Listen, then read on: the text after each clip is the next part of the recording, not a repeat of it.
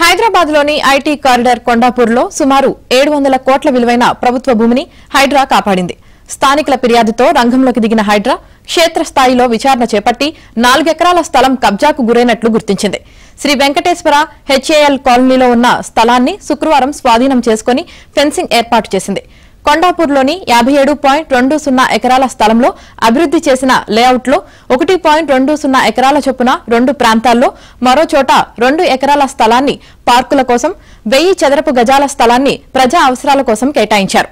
అయితే ఈ స్థలాలు ఖాళీగా ఉండడంతో కొందరు కబ్జాదారులు తప్పుడు డాక్యుమెంట్లను సృష్టించినట్లు హైడ్రా గుర్తించింది. ఈ 4 ఎకరాల స్థలాన్ని బై నెంబర్ల ద్వారా 3 భాగాలుగా చేసి 11 ప్లాట్లుగా విభజించి ప్రవాసీలకు అమ్మినట్లు నిర్ధారించింది.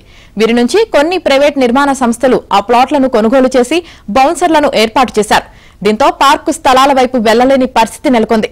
ఈ విషయంపై దశాబ్దాలుగా పోరాటం చేస్తున్న కాలనీ వాసులు హైకోర్టులో పిటిషన్ వేయడంతో పాటు హైడ్రా ప్రజావాణిలోనూ ఫిర్యాదు చేయడంతో అధికారులు రంగంలోకి దిగారు.